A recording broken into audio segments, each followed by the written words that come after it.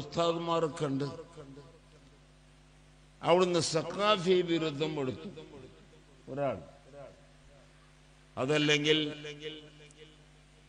റയീസുൽ ഉലമ സുലൈമാൻ ഉസ്താദിന്റെ ദർസിൽ ഇഹ്യാഉ സുന്നയിൽ പഠിച്ചു, വർഷങ്ങളൊക്കെ പഠിച്ചു.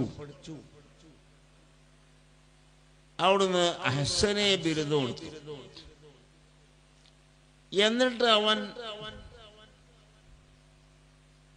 AP ഉസ്താദിനെയും ബഹുമാനപ്പെട്ട റയീസുൽ ഉലമ സുലൈമാൻ ഉസ്താദിനെയും അതുപോലത്തെ ഉസ്താദുമാരൊക്കെ തള്ളിപ്പറഞ്ഞ ഹംക്ക്, ആ ഹംക്കിനെ പറ്റി പിന്നെ എന്ത് പറയാൻ പാടുണ്ടോ? അഹ്സനെന്നോ സഖാഫിന്നോ പറയാൻ പാടില്ല, അത് ഹറാമാണ് പറയാൻ. ഇതാ ഞാൻ പറയും. ഇന്നിപ്പോ അങ്ങനെ നടക്കുക. അവൻ സഖാഫിയാണ്, അവന്റെ കാര്യമായ ജോലി AP സ്വാമിനെ കുറ്റം പറഞ്ഞ, ചീത്ത പറഞ്ഞ. അവൻ അഹ്സനെയാണ്, അവന്റെ ഡ്യൂട്ടി തന്നെ സുലൈമാൻ ഉസ്താദിന്റെ കുറ്റം പറഞ്ഞ.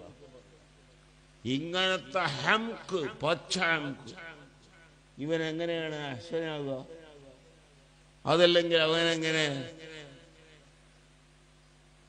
സഖാഫിയാകുക?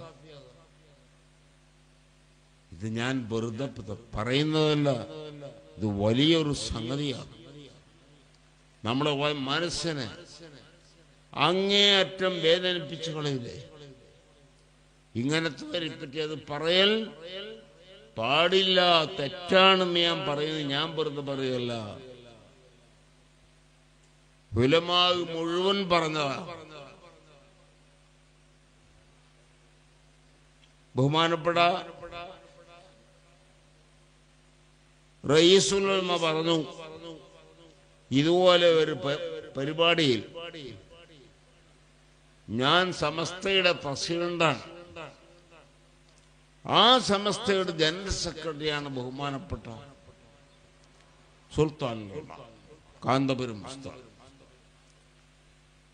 എന്നിട്ട് ഞങ്ങളെ തള്ളിപ്പറയുന്നവർ അവരെ പറ്റി സഖാഫി എന്നോ അഹ്സനെന്നോ പറയുന്നത് തെറ്റാണ്, നമ്മൾക്ക് പൊരുത്തമില്ലാത്ത സംഗതിയാണത്.